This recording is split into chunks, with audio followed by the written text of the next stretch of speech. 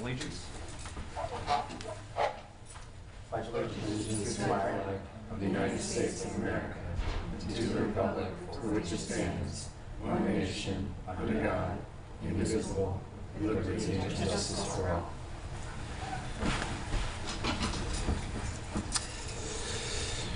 all. Madam Clerk, roll call.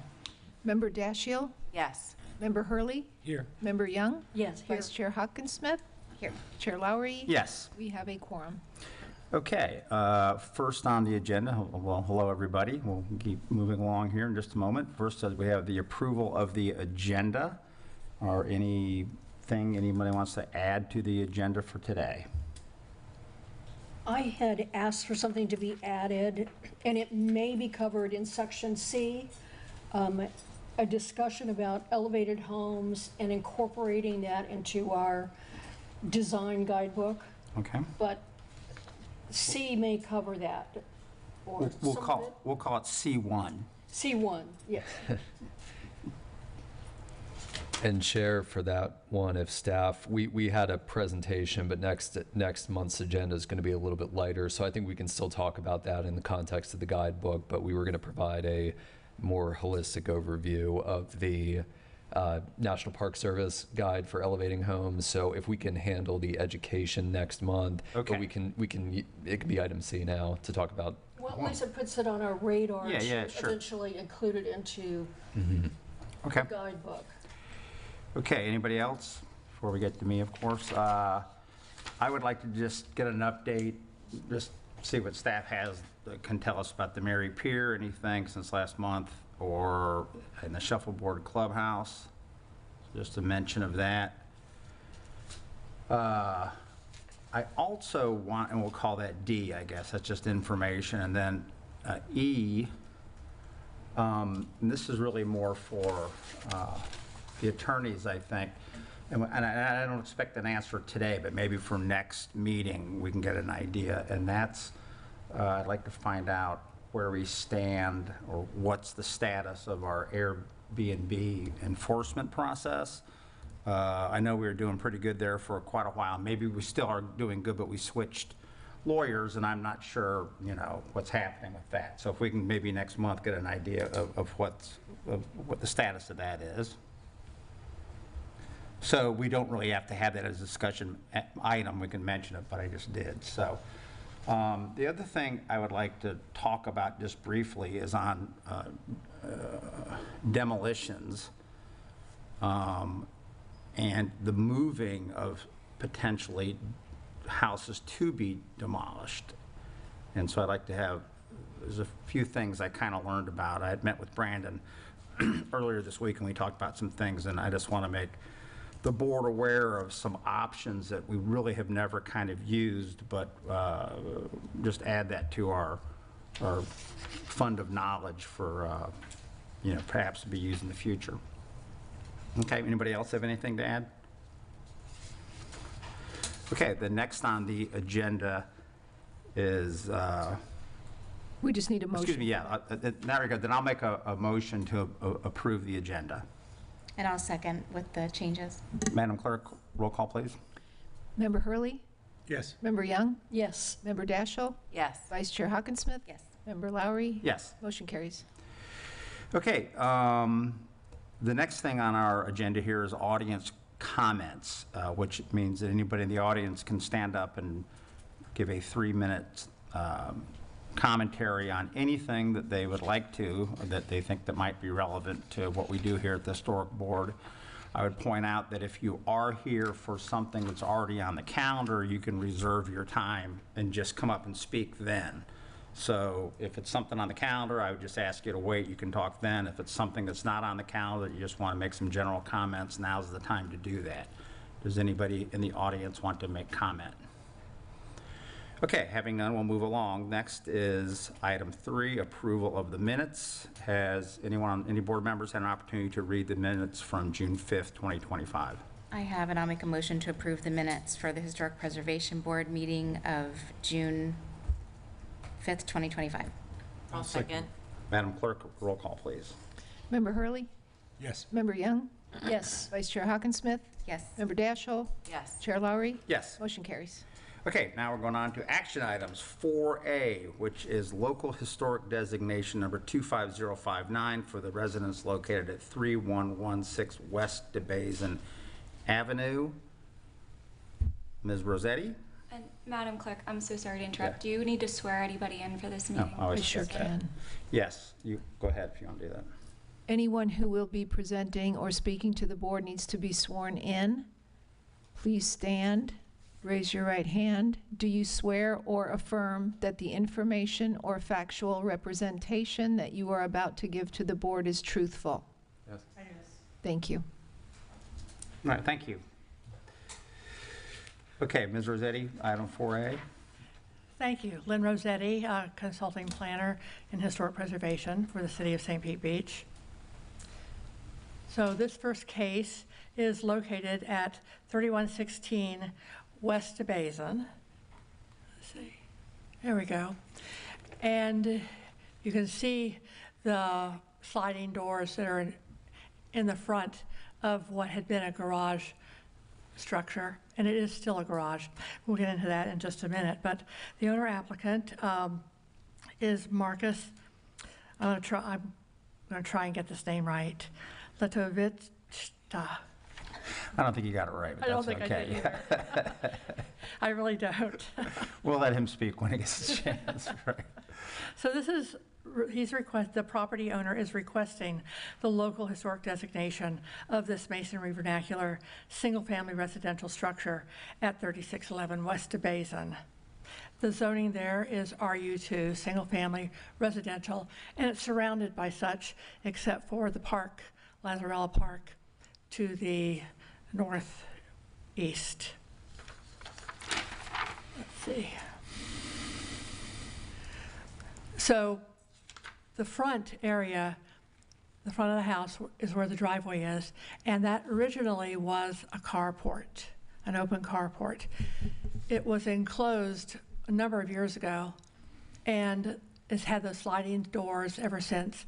I did speak with the owner, and it's a functioning garage as far as being able to put a motorcycle in there, and then he is an artist, a crafter of custom furniture, especially outdoor furniture.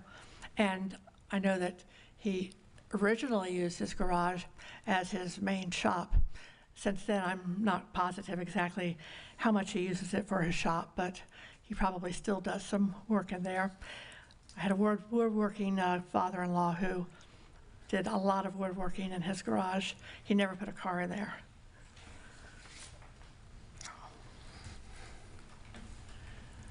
So staff finds that this house was constructed in 1957. It's a masonry vernacular residential structure, and it was determined during the 1924 historic survey to be non-contributing to the historic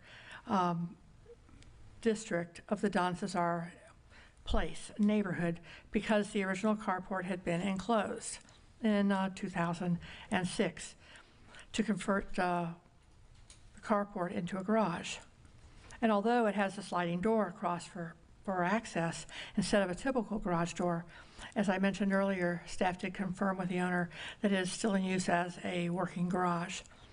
It does have the same footprint as originally, and the house, as altered, continues to support this neighborhood architecturally, as it's not dissimilar to other properties within the Don Cesar neighborhood. Furthermore, since 2003, the owner has built a unique local business called Island Time Design, which is a custom furniture design business. And in fact, the furniture that is at the Don Cesar out around by the pool is his design.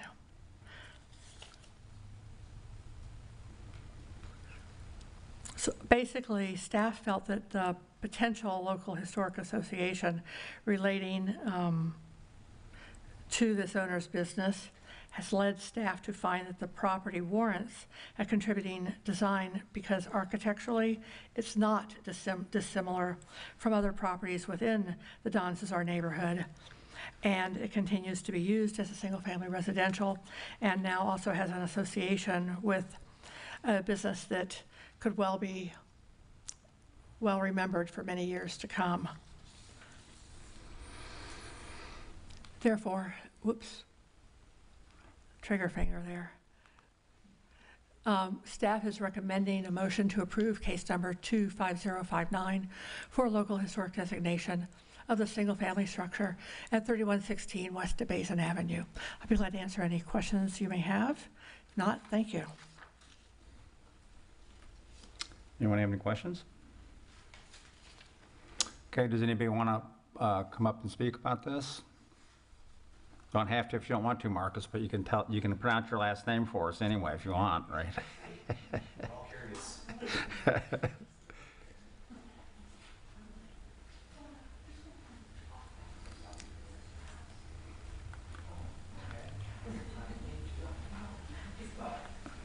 Yeah, you don't have to. I mean, but if you want to, you can.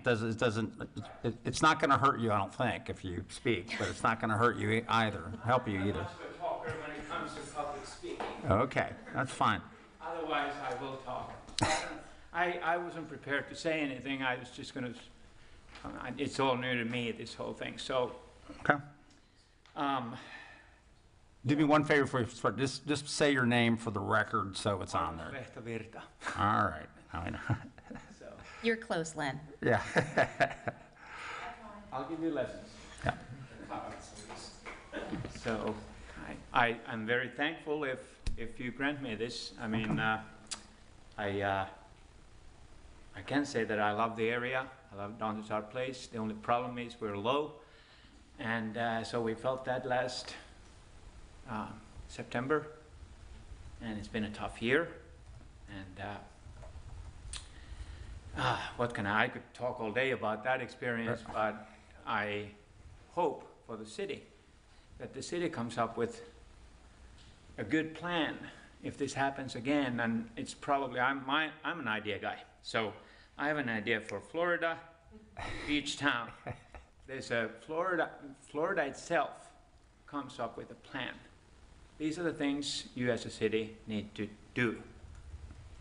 Plug in your plan into this plan, and then this is how it works. If you've got a bridge that comes, you know, if you're on the island, basically like we are, you come over a bridge, and then, you know, who has to leave? What if you don't leave? What happens? Right. Is there power on? Is there power off? It needs to be known. It was so many unknown things. Yep. That it was extremely stressful. And I was kind of like, well, lucky one, I suppose. I mean, I know people who lost their home. I mean, they're older people, they left. Yeah. Then on the top of that, you get this letter that just says that you're over 50%. Now you got to demolish your house, or lift it up, or just move it away. Yeah. This is my American dream. That's in that picture there. That's my house. That's my dream. I got a letter, it's at 47.5. Yeah, you slid right in. My neighbor got 100%. Right. And the other neighbor there across the street, all of this on ground level, he got 7%. I'd like to see that never happens again.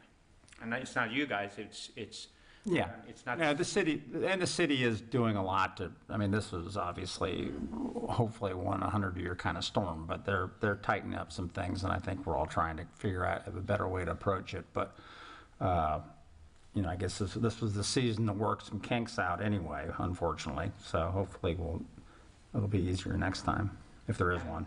And I guess this will help me if we get another one this year. Absolutely. Because if we get another one this year, I'm done.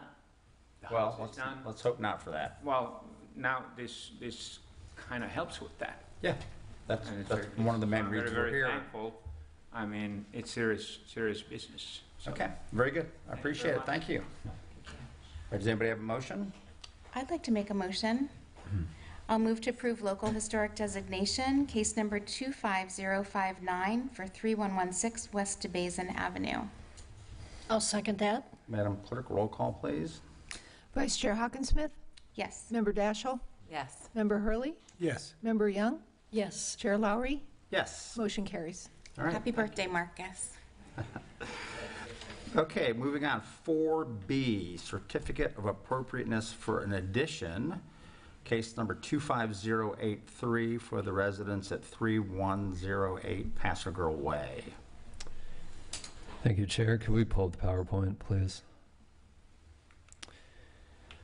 So for this is for the property of 3108 Paso Girl Way, specifically the primary residence on the property. It's case number 25083. Joshua Joseph Trosclair for Celeste Kleitanik and Jacob Kleitanik III. The applicant's requesting a certificate of appropriateness to construct a front stair and deck addition on a structure determined to be contributing to the Paso Girl Overlay District as part of an elevation project at the property. So you can see the current and proposed, the rendering, of course, on the right side and the current on the left. This is a fairly recent photo. This request specifically to the board is because of the encroachment of the deck that you can see on the proposed drawing toward the front setback. This will need to go for a variance, both for the deck as well as for the retention of the chimney on the north side of the structure. You can see it on the right side of the rendering. It's set less than 3 feet from the property line, and that is a general zoning code requirement. This structure is not on the local historic registry, so this is not necessarily being reviewed for architectural compatibility with the historic integrity of the structure.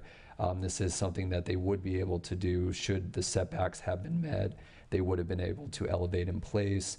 Late last year, the City Commission passed an ordinance amendment that allows for in-place elevation of structures, obviously notwithstanding those on the local historic registry, which would need to come forward for Historic Preservation Board review. This is being brought to you due to the encroachment of that deck into the required front and the side setback. And you can see this here outlined on the screen showing the setback of the deck. It'll be approximately 4.5 feet from the property line along Paso Grill Way, approximately 25 feet from the curb line. And here's some more photos of the structure. Again, this applies to the primary structure on the property. I believe there may be some renovations. The applicant can speak to the other 2 structures on the property, but the additions to the structure, other than the elevation, include decks at the front and the rear. There is no additional living space being created. It's all ground floor space and deck encroachments. And then you can see in the bottom left photo the setback of the home. It is located very close to the northern side property line. So in terms of the deck that's being requested, staff does support the request for this certificate of appropriateness. We do find that the design of the deck is in relative keeping and in relative consistency with the design of the structure.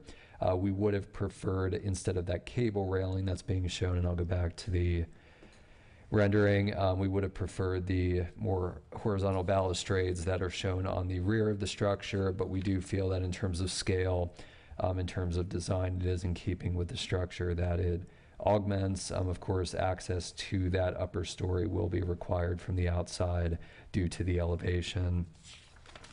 That being said, in terms of the historic integrity of the structure, the existing living levels of the structure are approximately 8 feet in height. That would be from floor to ceiling. This elevation is 12 feet. General guidance from the National Park Service is that structures of this scale and massing would be recommended for an elevation of 3 to 4 feet. We have, as I mentioned before, given the ability for homeowners to elevate their structure to any extent that they see fit, given that it still complies with the height standards for the district. They will still comply with the height standards for the Paso Grill overlay with this elevation. However, in terms of future historic surveys of this neighborhood or the ability to later place this home on the historic registry, given the elevation, I do think that might be a challenge moving forward, given the extent to which this home is being elevated. It is still something the applicant can undertake. I do still feel that the deck is well designed for the structure, but And of course, one of the major benefits of the local historic designation is to be eligible for those floodplain variances. They would not need those moving forward. The only other incentive that the city currently offers is that ad valorem incentive, which would also not be applicable in this situation. That would apply to a future renovation the applicant would, or the owner would choose to undertake. I just wanted to mention this because, while it's not necessarily in the purview of this case, it would likely affect the ability for the structure to be later listed as a local historic resource. So with that being said, regarding the deck itself, staff does recommend the certificate of appropriateness. Again, as for the reasons that I mentioned, I do feel it's compatible with the structure. I do feel that it's compatible with the design criteria relative to those standards that we have in the overlay. So we do recommend approval for the certificate of appropriateness. What I just mentioned was conveyed to the contractor. It will be reiterated when they move forward for the variances. I do believe we have the applicant present. If you have any questions for me as staff, I'd be happy to answer them. I have a couple questions now. The chimney, obviously, you mentioned something about that, but that's been there for the longest time, hasn't it? So what requires something to be done about it now? So the requirement is for structures, they can be elevated in place, but any element that is closer than 3 feet to a property line needs to either be removed or the structure needs to be relocated during elevation. That will be slightly closer than 3 feet to the property line. So that will be part of the variance request.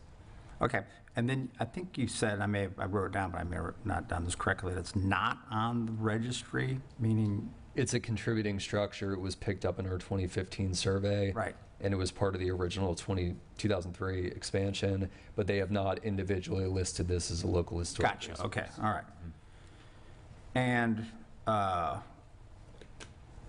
what is the minimum elevation they would have, if they want to be FEMA compliant, what's the minimum elevation they would have to go up? Do you know that? I mean, I know I had to have a guess, but you know if it's...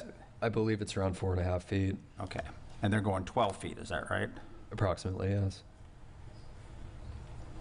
Can you go to those other pictures? After this, you had a series of 3 photos? Yeah, so this is the back of the house, right? The top and the right photo are the front. The bottom left is the back, yes. Okay.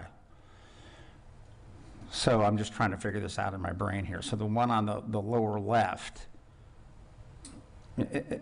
I believe at one point these were 2 houses, okay, that were joined together some time in the past. But this structure we see in the lower left, that's the back of the house, or is that a garage? The little white structure is on the adjacent property. Those are the cottages next to the Marco Gallery. Okay, so that's a whole different piece of property that I'm looking at there. Is that correct? Correct. Yeah. There are 2 detached structures, 1 story at the rear of the lot. Those are not being modified to Okay. footprint, so. And in that lower left photograph there, that gravel area where a car's parked, that's part of the parking for this home. That's correct, yes. All right, and I noticed in that picture, there's a car there from Tech Travel, which I think is next door. That is. Or is it a city car? That's a city Oh, I vehicle, see. yeah. You're not in the picture, Brandon, I'm so not. throw me off, yeah. I might have been in the car. Okay. All right, I see. All right. Anybody else have any questions for Brandon? Okay, and do we have a representative here in this case?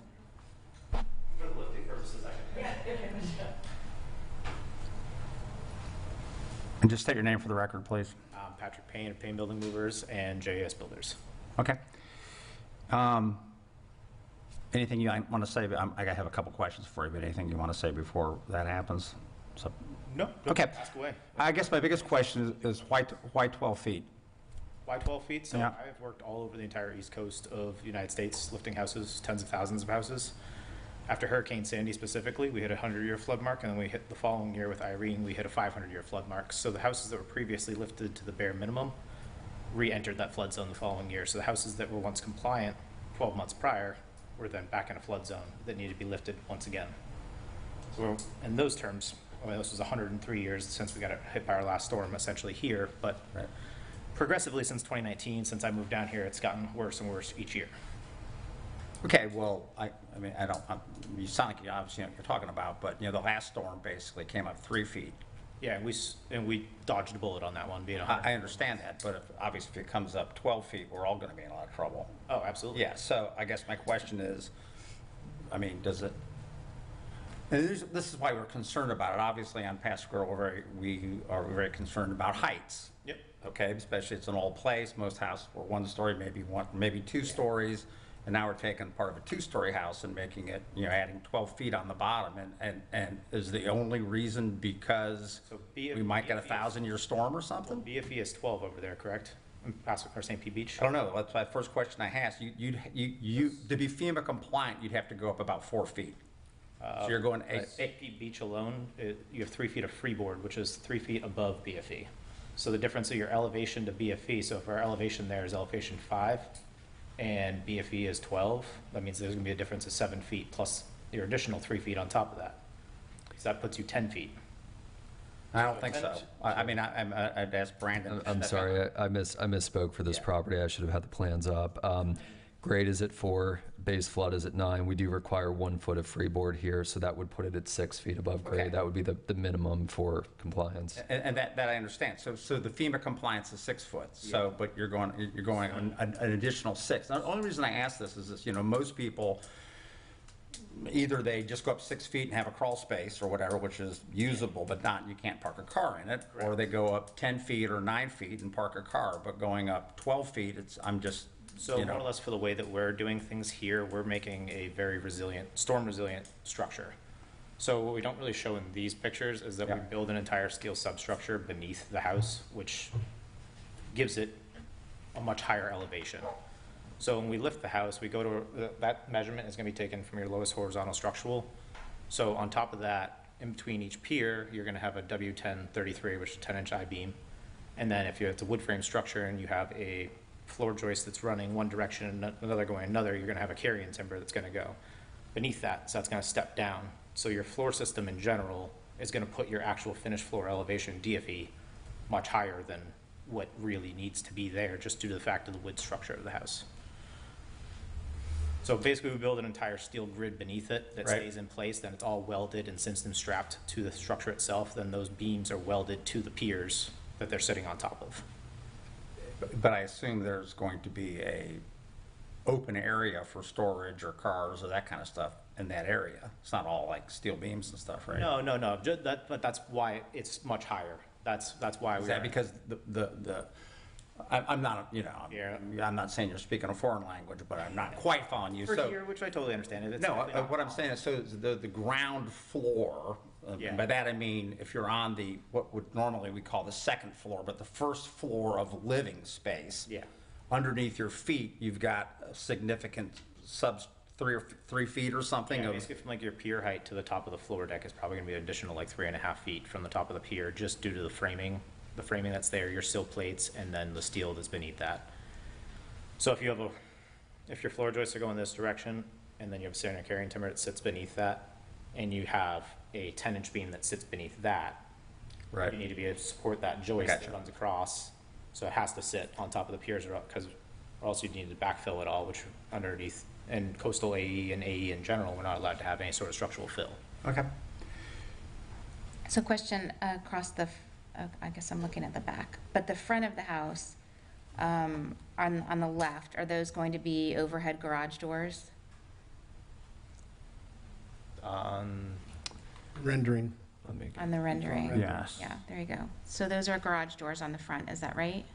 No, just architectural So, yeah, no, screening, I don't think we okay. have any garage doors there. Okay. And what's the height of those, do you know? The plans are showing from grade to the top of the screening as 11.5 feet. Okay. So what would be the total height? The highest point of the structure, independent of the chimney, which goes up a few feet, that is still compliant, is 30 feet 6 inches above the required design flood elevation. So that would be to the very ridge of the roof. The majority of the structure is a story below that. So Thank you. Okay, is the owner here as well? Is that who you are? Can we speak to you just for a moment? Thank you, sir, appreciate it. And would you put, yeah, and would you put your name on the record, please? Celeste Claytonic. Okay. What was I going to ask? Yeah, I guess just tell us, I mean,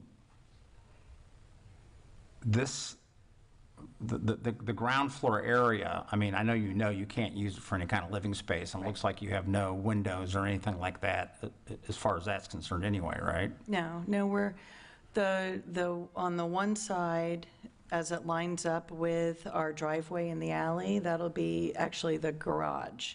So we'll pull in from the alley and go into the garage door and Okay. go into the garage.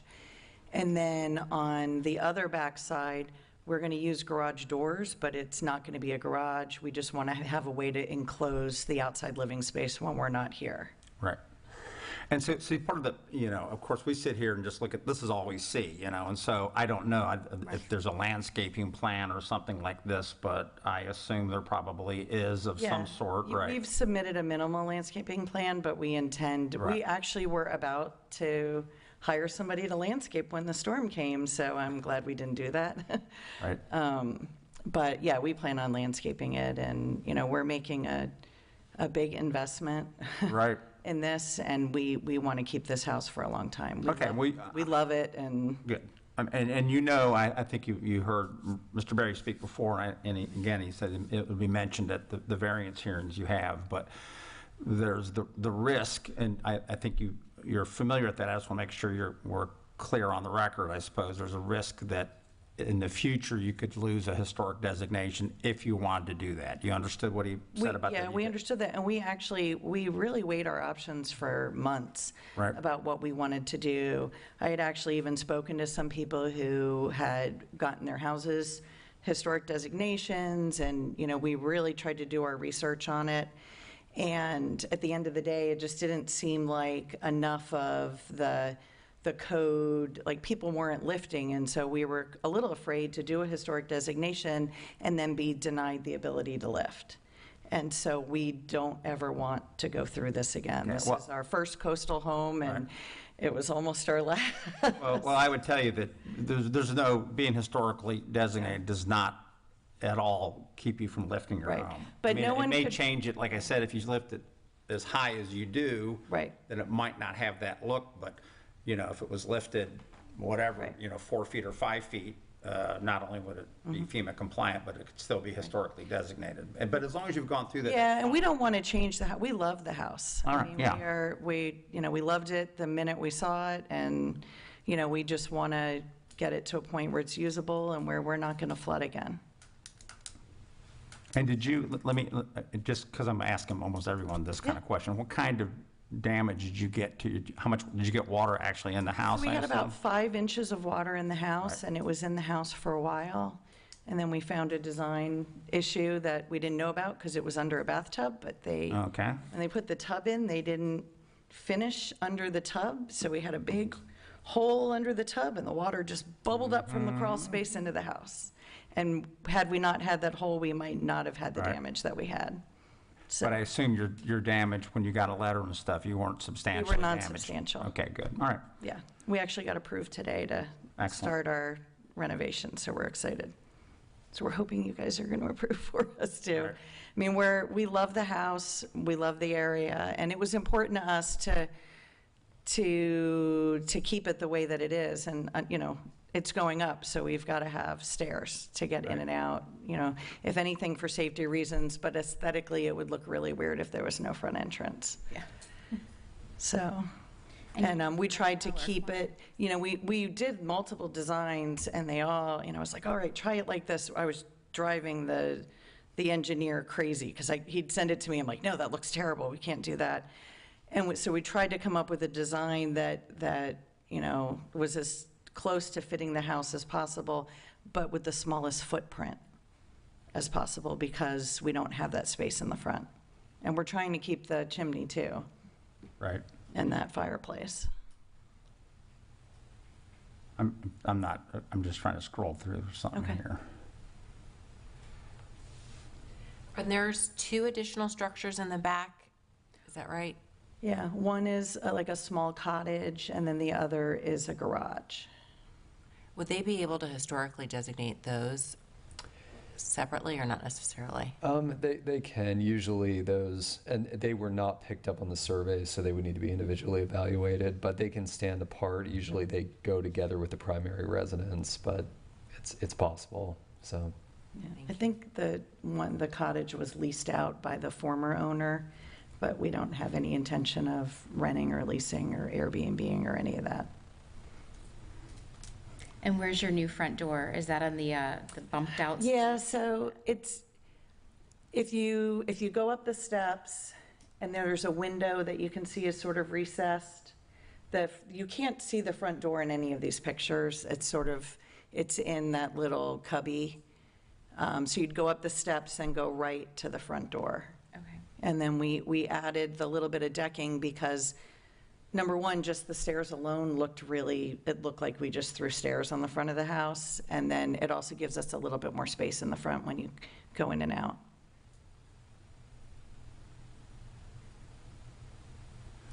Okay, Brandon, I'm just trying to procedurally wrap my head about kind of what we're doing here, okay?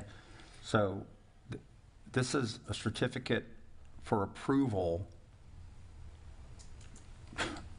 Appropriateness. Yeah, I mean, certificate of appropriateness for a home that's not historically designated, but is going to be FEMA compliant. I mean, Right, so our code requires Yeah. whenever there's an encroachment into the underlying setbacks that's not handled through a design review, it come forward to you for recommendation prior to going on to the Board of Adjustment. Board of Adjustment will be the end of this month, so we're bringing this forward to you at this time to.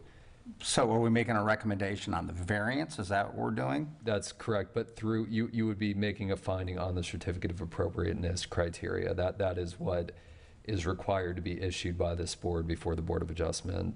And basically reviews. for our consideration, that encroachment is the front stair Correct. and the fireplace. The deck and the fireplace, correct, yes.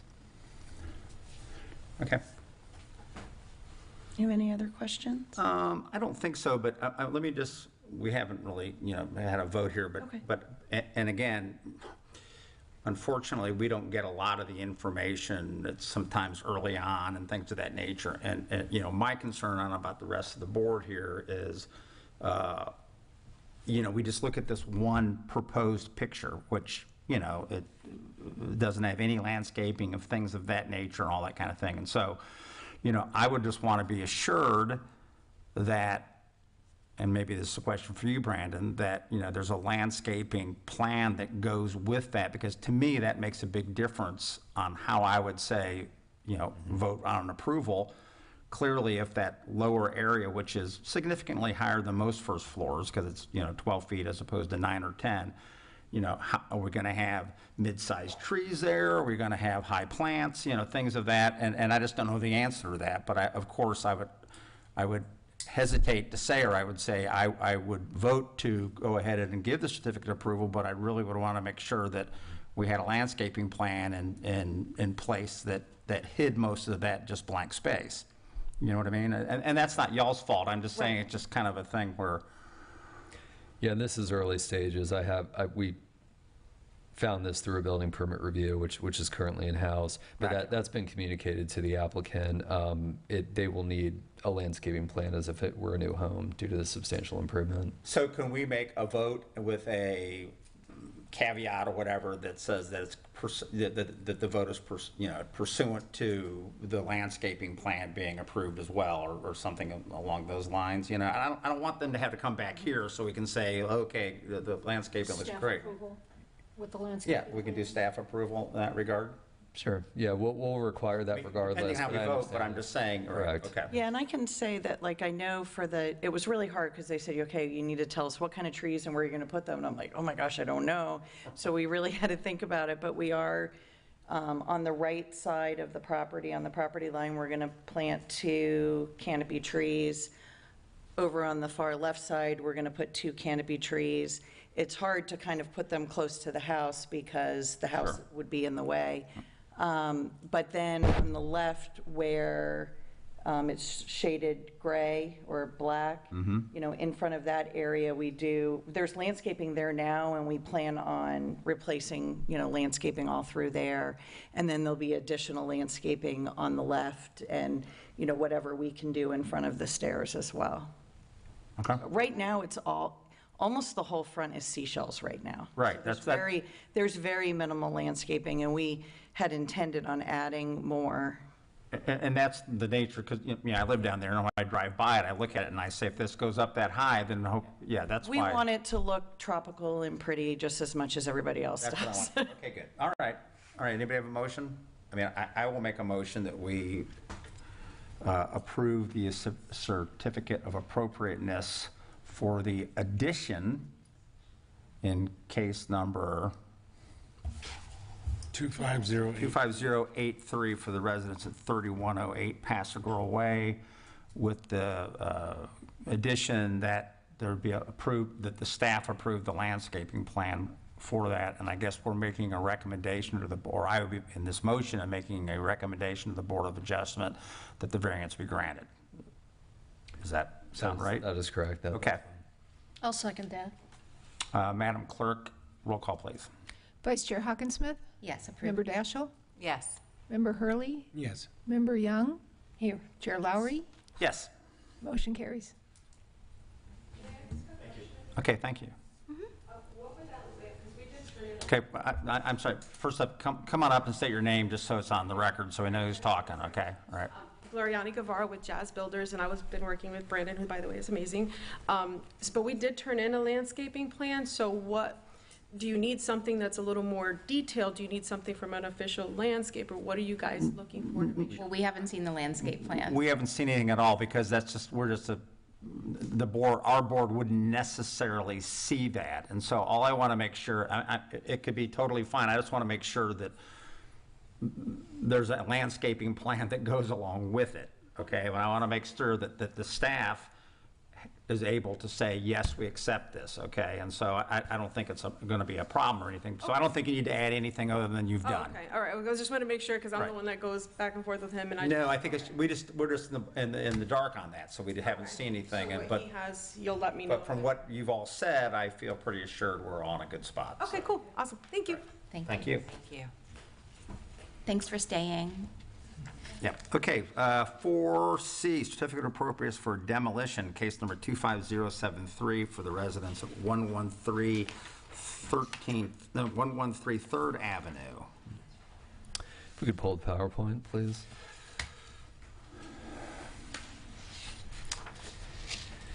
So this is a request for demolition, BCA for Michael Peltier and James Tobin, 113 3rd Avenue, requesting certificate of appropriateness for demolition of a single-family residence. You can see the photo from the 2015 resurvey of historic resources on the left, and then the photographed in the right in 2023. And you can see here the post-hurricane photos. Not representing them, they're out of state, so. Okay. Okay. I knew I recognized you, but your name didn't match. So He's on there somewhere as being a representative or There something. somewhere. So that's what screwed me up about where the house was located, because I couldn't. And this will be the case for the other cases that you see today as well. We do request that the motion be made to demolish the building without a stay. This case in particular, the home was substantially damaged based on the staff's estimate and the city's consultant's estimate. The property could be redeveloped with a similar use and arrangement to what exists currently. As we say for all these cases, we do of course have the pending amendments to the overlay, pending second reading, so there is a possibility when new development comes forward, it may be required that the design be to the overlay. Currently, the option exists for both the overlay and the underlying development. That's the only note I wanted to make about this case. So with that being said, staff requests a motion to approve this case for demolition of the single-family residence at 113 3rd Ave without a stay on demolition. Okay, I got a couple questions, and I don't know if you can answer these, Brandon, or Roger needs to, or if we even have answers. So do we know, was this 100% damage? Is that what, maybe, if you remember, I don't, or do you remember? And Roger, could you come up, just put your name on the record so you're not just. It is, and it's under number 5. Okay. So I guess my question on that, and Roger, you may know, have you been in the house? Yes. Okay. Is there a structural issue with the house, or is it mostly all interior damage? There's no floors left. It's mostly interior. I don't know if there's a structural issue. per Okay. se. It held together pretty well. Okay. And as far as you know, the owners themselves have gone through the mental gymnastics of determining where they want to get historically designated and rehab the house, get around FEMA variances. They don't want to do that. They want to go ahead and just demolish it. Build new, if anything, so. Okay. But you've talked to them, you know they've gone through that. I always want to ask this because sometimes people don't, I guess, know there's another option. But Yeah. as far as you know, they do. I know you know, so you've Yeah. probably had conversations No, with they them, right? explored everything. Okay. Another thing, and I've decided I'm going to start asking this on a lot of these demolitions, and you may not know the answer since you're not the owner, but if hypothetically somebody out there decided that they would move that house on their dime, do you think the owners have a problem with that? It would certainly save them the cost of demolition. No, I don't think so. Okay, I'm just, like I said, I know you're not the owner, but that's going to later kind of dovetail on some other stuff we want to talk about. All right. Okay. Okay, anybody else have any questions for anybody? Anybody have comment on the 30-day stay or anything like that? I don't think it's necessary. Okay, I don't disagree. Anybody got a motion? I'd like to make a motion to approve case 25073 for demolition of the single-family residence at 113 Third Avenue without a stay on demolition. I'll second that motion. Madam Clerk, roll call, please. Member Dashiell? Yes. Member Hurley? Yes. Member Young? Yes. Vice Chair Hawkinsmith? Yes. Chair Lowry? Yes. Motion carries. Okay, moving on, 4D, certificate of appropriateness for demolition, case number 25079 for 206 Pastor Girl Way. That one's mine. The owner present for this one. Same request, certificate of appropriateness for demolition of the single-family residence. You can see some photos here. There were several included with the packet. It clearly sustained substantial damage. It was declared an unsafe structure by the building official following the storm. So on the basis of that, as with the other preceding case, the property could be redeveloped with a similar structure, obviously elevated to a greater degree than the current home, but it would allow for a similar footprint, similar setbacks to what currently exists with slight modification along the north side. As with the other case, all development will need to meet the new overlay requirements. With that said, we do request approval of this case without a stay on demolition. Okay. Okay, Roger. So unlike this other house, I don't know if I'm going to ask you, but this house received some structural damage. Yeah, I it's think, pushed right?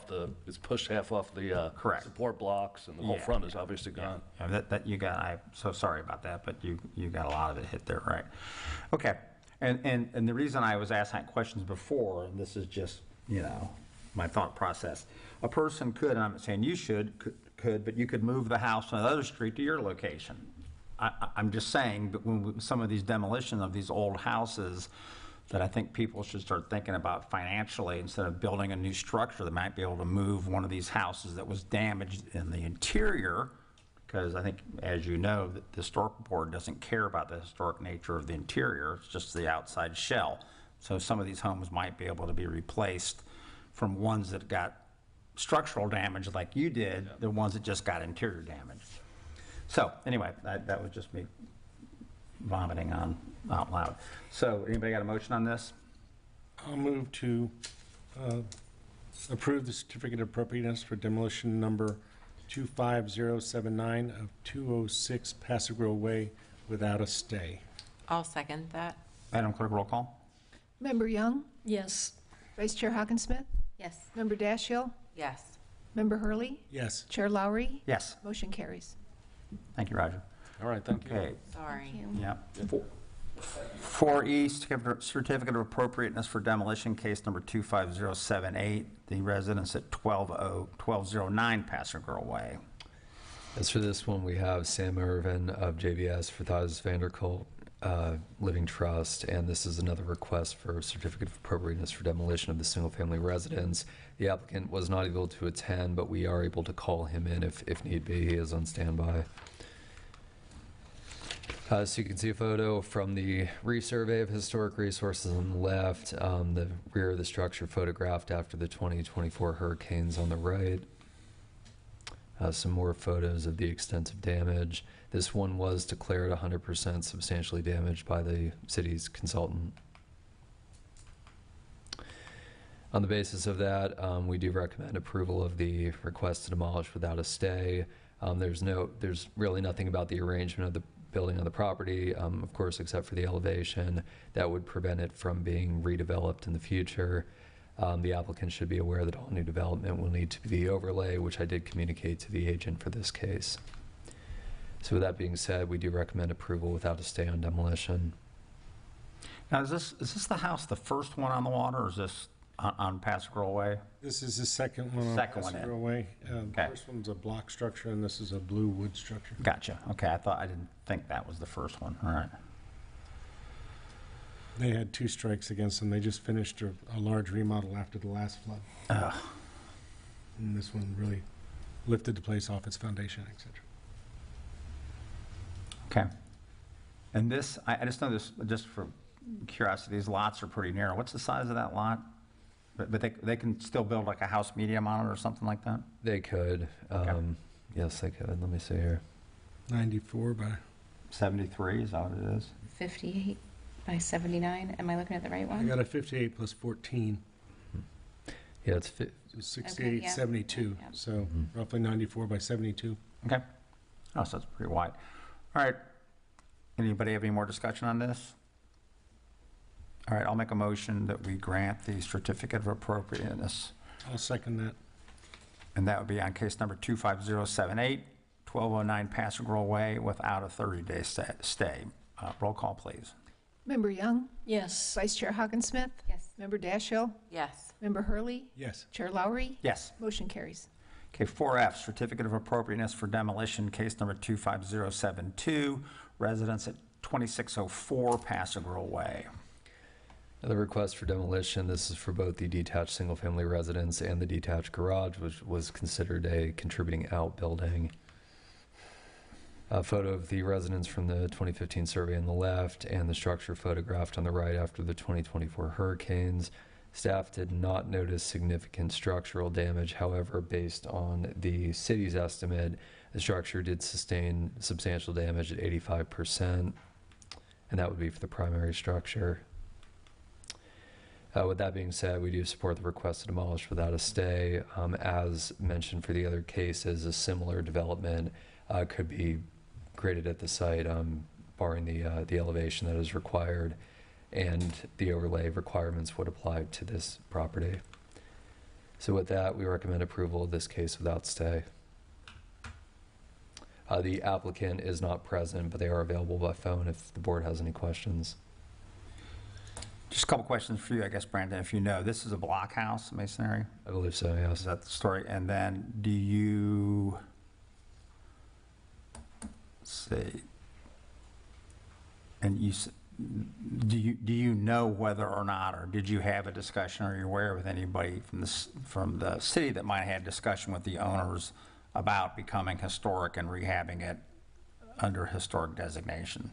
I believe the applicant looked into that, and I'm just verifying through their application, but I believe they explored that option. It was 100% damaged, and they felt the only reasonable path was to tear down the building and build new. So. Okay. All right, anybody have any questions? Is this one of those that we needed to have an affidavit signed acknowledging their options, or no? It's not multifamily or anything. Yeah, No. that's when they just can only build what they have, right? We typically ask that when they have multifamily and they couldn't redevelop without limiting their living square footage, but this is not one where that's applicable. I only ask because there's no one here on their behalf, so, okay. Well, let's deny it and see what happens. No, just kidding. All right, I'll make a motion to grant the certificate of appropriateness for demolition, case number 25072 for the residents at 2604 Pasquarel Way. Second. Without a 30-day stay. I'll second. Madam Clerk, roll call, please. Member Dashiell? Yes. Member Hurley? Yes. Member Young? Yes. Vice Chair Hogensmith? Yes. Chair Lowry? Yes. Motion carries. Okay, now we move on to 4G. We're getting away from the demolitions finally, and we're going to an addition to ordinance, case number 2025-07, section 20.22, fence height limitations. Yeah, so this is a follow-up to the board's request from last month to have standards for fences in the front yard for development down in Pasquarel. There's 3 standards in this block. I'll just summarize.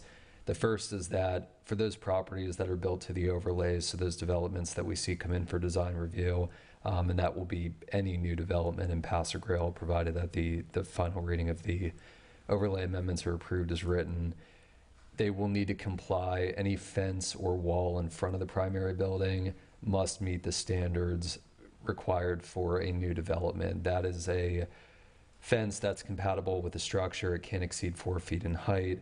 If it's a wall, it needs to be compatible with the design of the home behind it as well. And we have those frontage requirements that are already in the code. It just references those. So someone would not be able to come in and put up a 6-foot PVC fence in front of the porch. There's already design standards in our code that relay that. And as we move forward and we see more homes that are developed to the overlay, they will need to comply with that standard. For all properties within the overlay, regardless of whether or not they've been built to the design standards of the overlay, those fences that are either set closer than the front setback of the building for those that are on a typical rectangular lot, or that would be installed in a way that would obscure the front of the building, and that would be for a pre-section 20.15 home. They would not be able to exceed 4 feet in height or the Florida Pool Code. Florida Pool Code requires a 4.5-foot gate latch, so it would continue to provide for that. So even if the structure were not built to the overlay, even if they didn't have to comply with those material standards, they would still need to comply with the 4-foot height for any fence placed in front of the home as viewed from the roadway. Once you get past the front of the home, once you're out of the front setback of the residence, they would be able to go up to 8 feet in height, as is allowed for fences on residences in Pasquarel. So that's what staff drafted. If you have any comments, we ask for a motion to recommend this as an amendment to ordinance 2020, I'm sorry, I should know this offhand, 2025-07 as an amendment for the final reading. To make it a little bit easier, we have the different setbacks from the property line based on a front yard. Mm-hmm. If they're in the first setback, which is at 20 feet? It would be 10 to 15 for most 10 to 15. So residences. they're 10 to 15 from the property line to where they want to put the fence needs to be at 4 foot. However, if they are starting their fence behind the 10-foot mark, they can have the 8-foot fence. And I think our concern was that in some cases they can set back further. For example, structures built next to the bay or the beach can be set back further than 15 feet. So we didn't want to specify a distance, because if they choose to set it back further, it would still have the same issue. And for those existing residences that are set back further than 15 feet, they could still have a fence. Now we can reiterate that in the building type standards just to make it clear that they're subject to this standard. So I'll include that as well. Okay, so yeah, I'm a little... We have different sets. We have different front setbacks. So let's say that the first one starts off with a 10-foot. If they're putting the fence in that 10-foot area, it has to be at the 4 foot. But if it is back further than 15 feet from the property line, they could build it at 8 foot. I don't know, is that right? I think our concern, Sean, is, right? Well, there's two different zones. There's Yeah. There's a first setback and a second setback, and where you are in those is what's going to dictate what kind of fence you can put up. Right, so that's what I was going to ask you a moment ago when you talked about front yard. Is a front yard determined by the setback, or is it determined by where the house is? It's determined. Or the front door.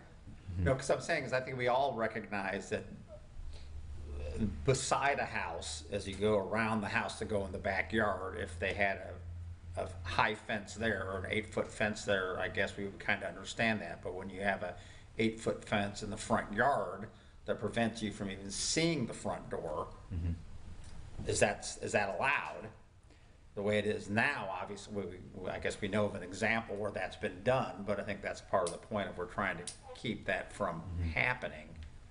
And so, Sean, your concern is that, yeah, they could be 4 feet, but after they get 15 feet into the yard, they could go back up to 8 feet. Which is basically what that one has done because it had such a large front yard setback. Yes. But this says, or where the front of the house starts, right? So, so if they could be 10 feet from the sidewalk, but they choose to be 15 feet from the sidewalk, the 4-foot fence has to start from the front of the structure going toward the sidewalk or front orientation, regardless of how far back the house is set.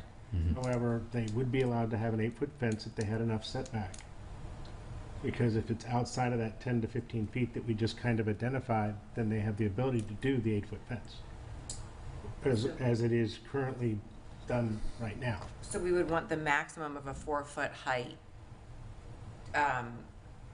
whether it's the structure or the setback, whichever is greater. Yeah, and so what was drafted was to take into account that if a structure, and we've seen these before, where they build to the overlay, but they choose to set the home back at 20 feet, which typically the standard is 10 to 15, but if they're adjacent to the water, they are able to set it back further. So if they chose to set it back at 20 or 25 feet, my understanding was the board wanted to make sure that the fence line for anything taller than 4 feet moved with that setback. That's what I understood from last. Yeah, I think that is that what this says, though? That's what this is intended to say, and we. But an 8-foot fence is still allowable.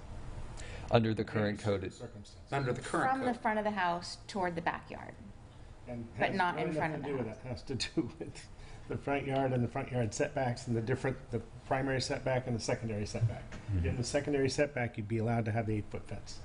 If you're in the primary setback, you'd have to have a 4-foot fence. Right, so what we want, so we're clear now, that maybe we would like nobody to have an 8-foot fence in their front yard. Correct. Right?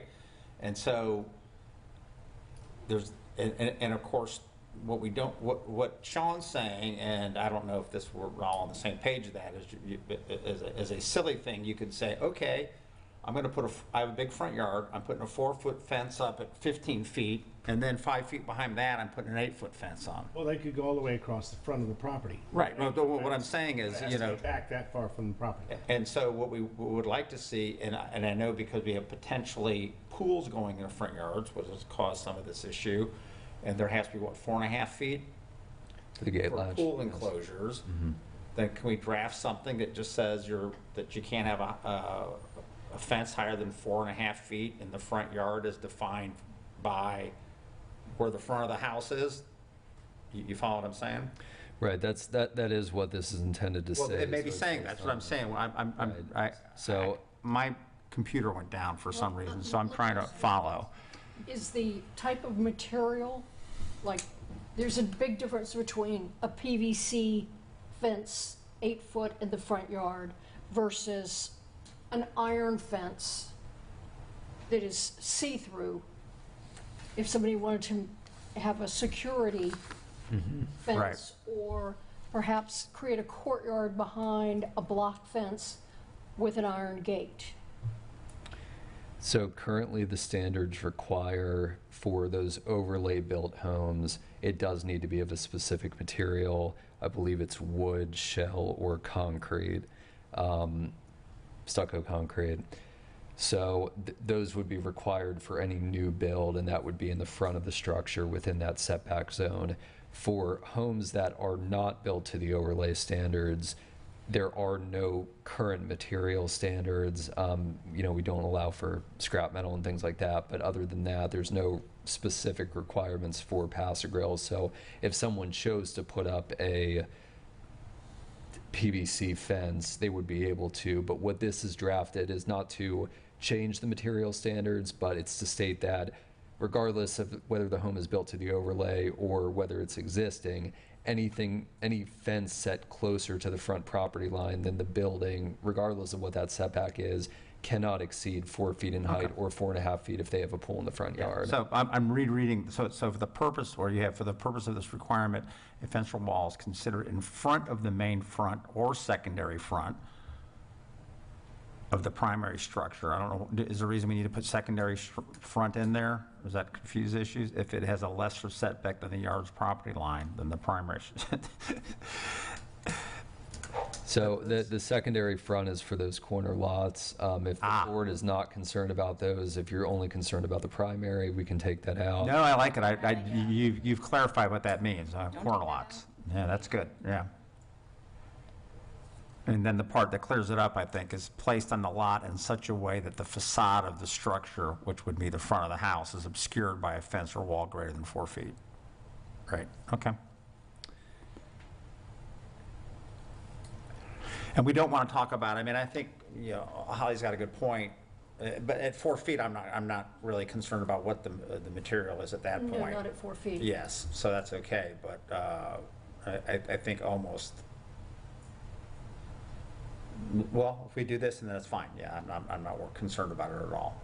But this would, if we tell you we approve this language, and then it goes to, we add that to what the commission's going to be voting on at some point, do they have to do like a first reading of this little part, or can we just kind of put that in there and tell them this has been added? No, I believe in the title, we define this section already as amended, so we would just add this in and we would point it out to them for the second reading, so. Okay.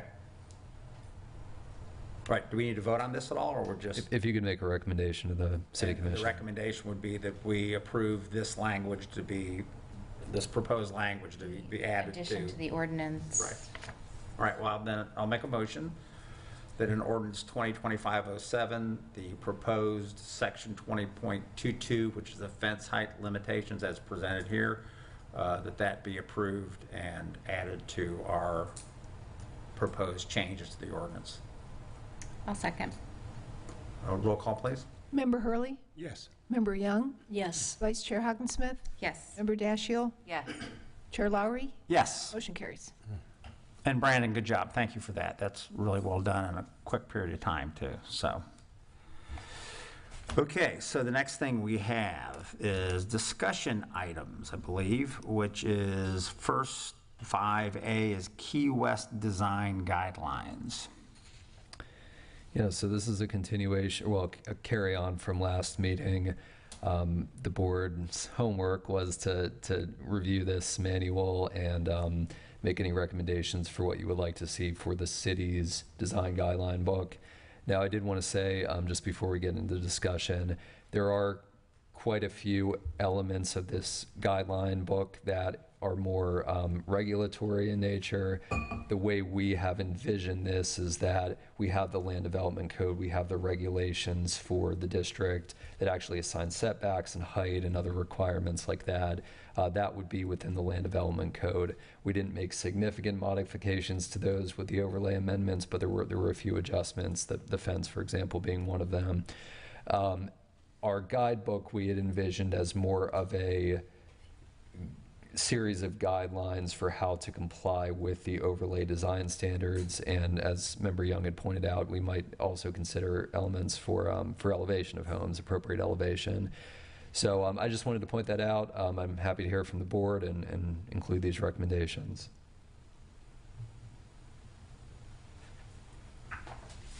So I'll kind of just share a couple of things that I went through.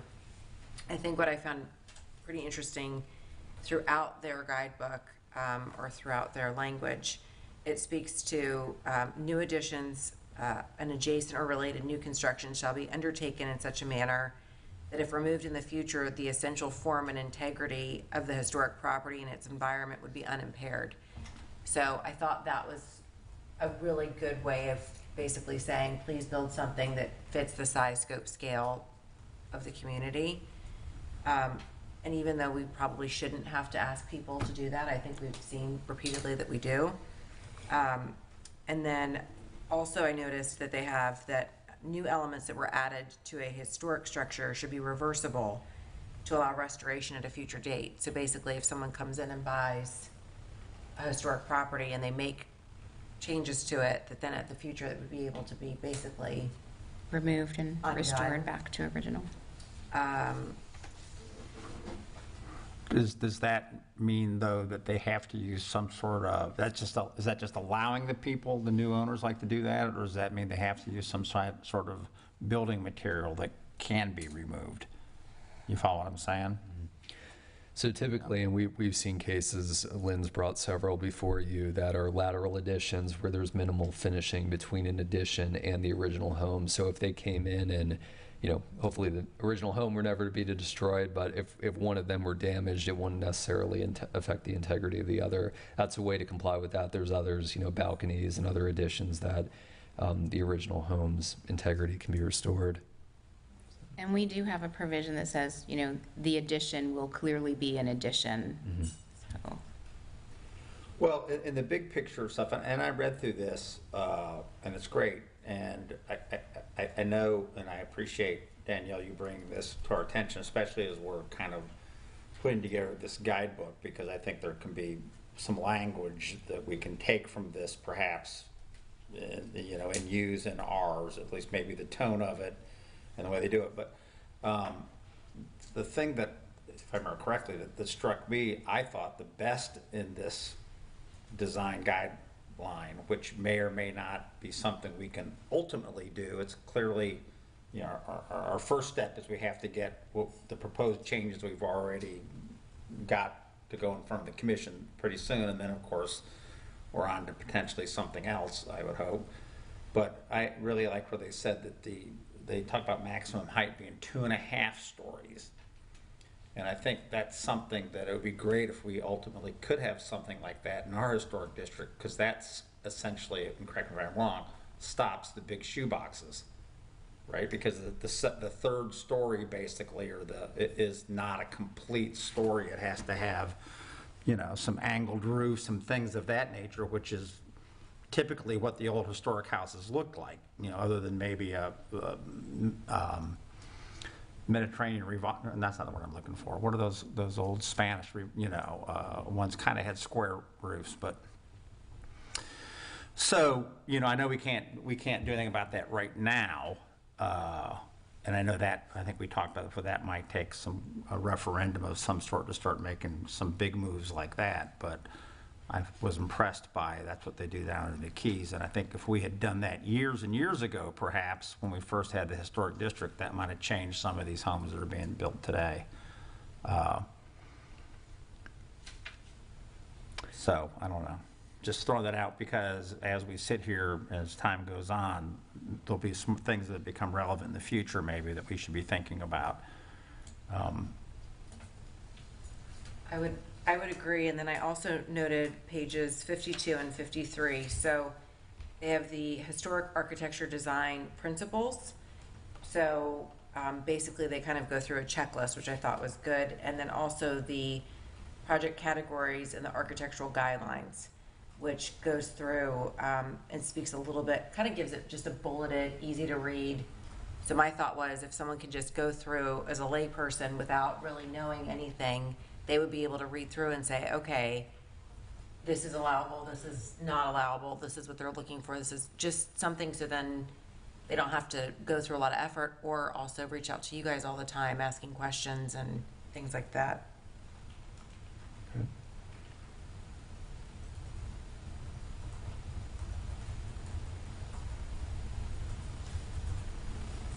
And at this stage, are we allowed to say allowable or preferable? I think we can say allowable within the context of individual architectural styles, because there are clear, incompatibilities, but I think that'd be fine. Okay. Mm-hmm. Well, I've said this before, but I think the really good thing, assuming we get these changes that we've proposed passed, is, putting the onus on the builder to show how they comply with the design guidelines, as opposed to us telling them whether they do or don't. And I think that's ultimately the point of this. We put this together with original intent, at least on the staff side, to have a guidebook that someone who may not have the knowledge of an architect could put together a home that would be compatible. Right. For those that choose to not use the guidebook at all, those who've hired an architect and have the ability to defend their design without the use of the guidebook, they still have the ability to do that, and that could still be accepted by the board. But they have to defend it. They have to defend it, Right, correct. and I think that changes the onus of kind of what we had before, so I think that's really one of the best things. And so, I don't know, I mean, this kind of, in a way, dovetails into, our I guess that's the design guidebook example at the Seminole Heights. I mean, do you want to move on to that, because we're kind of talking about the guide book in general. Mm-hmm. Sure, and I just included this as an example. The board doesn't need to engage with it if they don't want, but this is almost a combination of what we have in section 20.15, which is the the height of porches and the degree of, the depth of a porch, things like that, elements that need to be included. But the mock-ups as well as the photos, that I believe is more what we're envisioning for our guidebook, saying, these are the features that you would typically have with a bungalow home, a mission-style home, so on. So. Yeah, I mean, I was going to say, I think one thing we can talk about a little bit today is, on the guidebook and how we're going to formulate this a little bit. I know this sounds kind of silly, but, I'm less concerned with the architectural detail that it says, it's supposed to be a 2-to-1 roof slant or things of that nature, because I don't know that. You know what I mean? I mean, I can look at a house and say, oh, that's a bungalow or whatever. And so I think, though, Tara and Brandon, you two, and in both of the guidebook, the Seminole Heights guidebook, that detail is great, and I would defer to your guys' expertise on that. You follow what I'm saying? Because I'm not an architect. I don't really know the nuts and bolts of that type of thing. However, I think what we can help with is, I've looked at read the Seminole Heights guidebook. I read, I don't know if y'all have seen this one from 2000 and, what is this from? 1994, excuse me, and then amended in 1998. We did a design guideline manual, City of St. Pete Beach, Florida, which is here. And then we did that Pass-A-Grille pattern book back in September of '09. And I know staff has copies of that stuff, and I don't know if you all have seen that thing or not. But what strikes me is, in both of those, as well as in the Seminole Heights guidebook, it talks about the different types of homes that exist. And of course, I think we're going to replicate that in some fashion, but I think what we need to do is determine, what are the styles of homes that we want to put in the guidebooks. For example, we have frame vernacular, Mediterranean revival, bungalow, colonial revival, craftsman. These are all the ones that are in it. Cypress cabin, Florida cracker, American Foursquare, that's out of Seminole Heights. We may not have any American Foursquares in Pass-A-Grille, okay? Folk Victorian, Seminole Heights. I don't know if we have any. Some of them are all they're pretty amorphous anyway, okay? Queen Anne, Prairie Ranch, minimal, traditional, contemporary, modern, split ranch, Spanish eclectic, which I think is interesting because that's includes Mediterranean revival, mission, and Pueblo. I'm pretty confident we don't have any Pueblo in Pass-A-Grille. But something like mid-century modern, which is which we use that term a lot for homes, but that's not represented in here. And then maybe we don't want it to be, because when this was a historic district, when was that, in the early 90s, I guess, when we became a historic district? Mid-century moderns weren't within 50 years. They weren't historic homes, and so the question I think we have on the guidebook a little bit is, what are we looking for? What are we saying Pass-A-Grille's look is? Okay?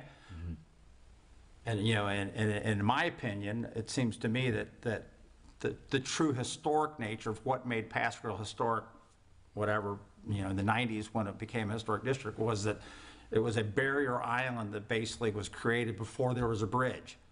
You know, so these were a lot of homes that were built in the teens and the 20s, maybe the 30s and 40s, and the nature of the beach and the architecture on the beach didn't really change till post-World War II when, you know, mid-century modern came in, things of those nature. And so maybe in our guidebook, and I'm just throwing this out for discussion, maybe we want to keep it with architectural styles, or the recommendation is for architectural styles that were like pre-1950. I don't know if that makes sense or not, but, you know, since this is a guidebook and it's not mandatory in any fashion, you know, I don't know. So that's one thing to consider. But when we talk about, and you know, I think we need to have examples, and maybe we can hash this out this afternoon to some degree. What do we want to include, you know? Is a Florida cracker house, is that really a frame vernacular?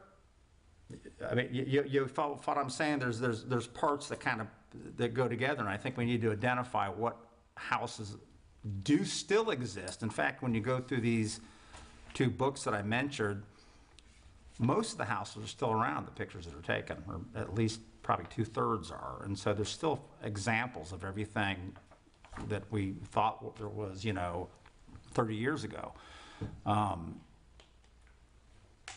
So, you know, I think we need to kind of talk, or at least try to define that, because when terrace, we can't just copy, obviously, Seminole Heights, because there's, like I said, there's houses there that probably we don't even have in Paso Grill. And so, and I think it's great that we have, you know, Cypress Cabin.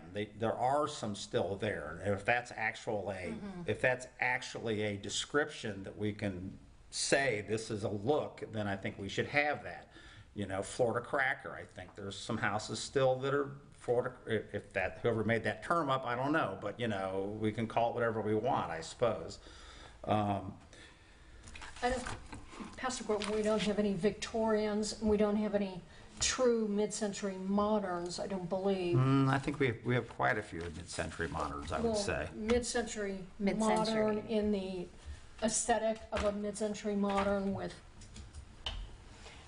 the windows, or mid-century modern contemporary, which is a basically 1950s block house that looks like all the rest of the 1950s block houses. Well, you know, I do think we have some, like the one that's on, we did approved a demolition for. That's a rectangular masonry block house. There's my glasses. They made a noise somewhere. There, I got them. Thank you. But then there's mid-century moderns that have distinctive type of windows, sort of like the library. That was a mid-century modern, and that is distinguished by the windows across. Well, right. I mean, I think in Seminole Heights we refer to a contemporary modern, which I don't know if that's kind of what that is, right? And so that's what I'm saying when we talk about what we want to include in this guidebook. Do we go to any house that was built up to 1975 because that's potentially historic, or like I said, we're looking to preserve the older. Right, because you know, if you look at the beach, our beach, St. Pete Beach, you know, most of the homes that were built, and I'm not really including Bella Vista, but like north of Bella Vista, were all pretty much built after World War II and into the 50s and 60s, which is a whole different look, because in 1930 or 20 you built a frame vernacular house because that was the cheapest thing you could build, because you built a little 2-bedroom beach house. Well, in 1960 you built a masonry little 2-bedroom house, okay, which isn't really consistent with what Paso Grill was already, our historic district was already developed and established in its own look and style, I think, previous to World War II. And so do we try to keep it within that as recommendations? Well, this will be a good pattern for our next design guidebook for the next district that's established, and we'll include the mid-century within that district, or right. So I'm just saying, well, we could do that. We could do that now. I mean, is the idea that we just, like I said, look at what homes exist there and say, you know, you can build this I mean, of course, they can build whatever they want in a way, but I mean, you know, from the standpoint of recommending certain looks, should we be sticking with the bungalow and the craftsman? And by the way, the frame vernacular, in some place they also called it a folk house in this one manual, which I think is such a better name than frame vernacular, okay? And I think in Seminole Heights, they called it a southern vernacular. So, but I'm sure it's essentially the same thing. We Well, I cite, think within our Passive Grove book, we have to acknowledge that those exist. Maybe they're not Yes. the preference for design recommendations for new construction or renovation or restoration, but we have to acknowledge that they're there. So maybe that's just a separate narrative after the well, design. that's a great idea, because I think when we put this together and we have an introduction kind of aspect to it, you know, we talk about what is unique about Pass Grill that makes it not only historic, but unique amongst other beach communities that are 55 years old. You know what I mean? That we have that extra 70 years that these other ones don't have, and that's what we should be, you know, Well, promoting. I mean, we could say we're limiting it to 50 years or 60 years and older, 75 years and older, and then as 15 years pass, the book could be updated if needed to include some of those houses Right. from the 50s. I don't know why we wouldn't just do that on the front side. I mean, I get that we obviously need to be cognizant of everybody's time, but I feel like we're gonna have Bella Vista that's gonna be coming. So to you all's point, like, we've got these other communities that are gonna be coming forward. So if we can do the work now and get it put into the language now, I feel like it would save us in the long run. And then it's not to say that, you know, someone couldn't come in and draw inspiration if they're building a new home from a structure that we would not build today, but maybe they did build in 1911. They might look at that and say, you know, that architecture really is something. So maybe we can take that and make it applicable to today's guidelines. So personally, I think it's good to spell them all out and then have maybe just a photo and then maybe bullet points of what makes it that. The primary elements of that Right, style. what makes it that structure? And then hopefully that would make it easier down the road for everybody just to say, this is, you know, what it is, and this is what makes it special, and this is why we chose this, or whatever the case. But easy. Yeah, and so, Children's book style. That's right. well, I think that's, there's nothing better than, you know, a picture. And I had talked to Brandon and Kristen the other day, and, you know, I think we need to, if y'all agree to this, or that have sections that deal with pictures of homes, historic homes that have been elevated, you know, what they look like today, historic homes that have been moved, you know, historic homes that have done additions that still are historic and look great, so people have an idea of the things they can do without just thinking, well, we'll knock a house down and build something new. I think the whole concept is we're trying to, you know, not to sound redundant, you know, we're trying to guide these people into something that's consistent with what we all know that historic district to be, but other people don't necessarily. We have a pretty great archive, even within the last few years, of those examples. Correct, but nobody, we do, but you have to put it under someone's face, you know what I mean? You have to have it there so they can see it, otherwise they don't even know. And so, you know, in my opinion, the more the better, really. But as far as, and I think we can maybe, if you all kind of agree to this, I mean, the homes I do know we have these frame vernaculars or folk house, or whatever you want, ever call that. We do have some Mediterranean revival, I think, if that's the right word we want to use. I mean, sometimes they call them, Spanish revival, or I don't even know. Spanish eclectic, I don't particularly care for that. So Mediterranean revival. Bungalow, do we separate bungalow and craftsman? To me, they're almost the same things, but there might actually be some houses that you could make that difference in. To me, you could probably say bungalow / craftsman. I saw in one of our things they had about a colonial revival, and I can't think what that necessarily is, and if there's any real examples of that. And So that's, I think an example of that, and maybe it's not the most stark, would be the southern house on the 202 Paso Grill Way property. It's, of course gone now, but Yes. that was what was That would have been, considered right, okay. viable. So, Well, I guess that's a question, brings up another question. Should we, if we have pictures of them, should we be included houses that no longer exist? I think if the board's intends to show that, Yeah, I mean, no, I mean, it'd be That would great if be- we, I guess we yeah. could, but so then we have Cypress Cabin, I know there's 3 or 4 examples of those. I mean, those, especially those ones just right south of the Don, those little tiny ones that are so great. Not that anyone would ever build one of those today, but it's still great.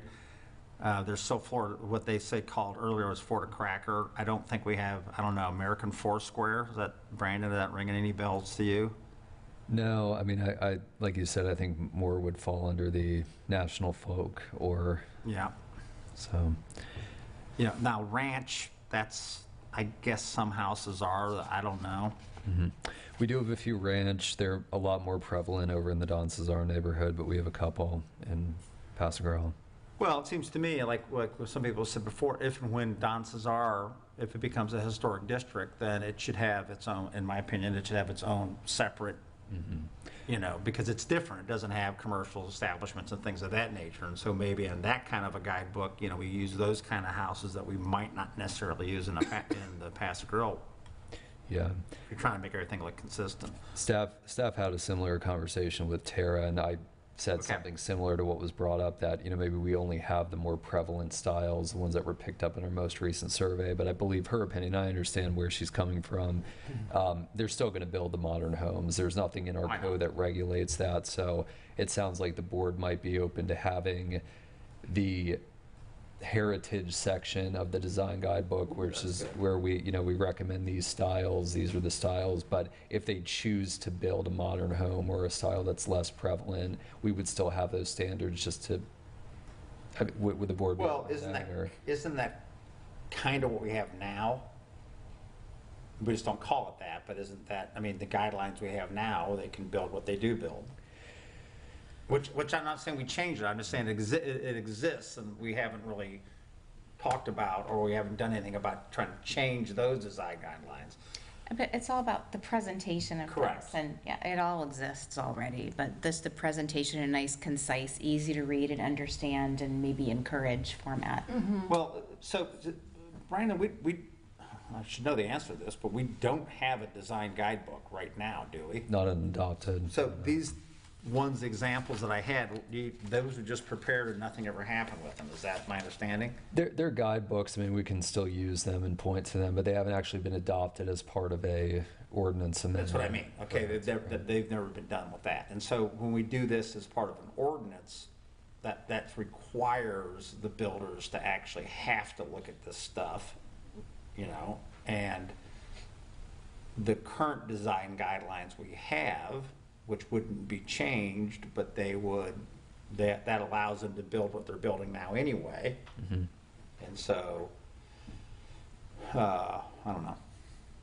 Well, I think that also, though, piggybacks to the conversation of if we kind of work on our language with 2.5 stories versus. But that's something where if they're gonna do next year or whatever, you know what I mean? So, or whatever, if we wanna go, if we're trying to tighten stuff up, but, well, I don't know, I mean, I don't know where we're at. Is Tara going to, or you, or what's the procedure for how we're actually gonna put pen to paper and do the guidebook? She's going to go through and provide these examples, and I provided the example of the Seminole Heights, not to necessarily line out all the styles that would be in ours, but to show that the narrative description of the architectural style, the graphic, and then some photos, that's probably what we're going to be bringing back. Just more general, we'll have the purpose statement, which I think we talked about, but I was hoping as part of the board's discussion, we could get guidance on, do we go with all of the architectural styles that we've seen under this design review, and then maybe, like I said, we could have a certain section for the preferred styles, and then we have guidance for the others, or would the board prefer that we only provide the styles that are currently, in existence prior to 1975? I like your idea of the heritage section of the design guidebook, having the original or later structures and then post-war. Right. The only thing I don't like about that, just thinking out loud, is then it calls attention to the fact that they can say, oh, heritage, we don't want that, and they just flip the pages and go to someplace else, you know what I mean?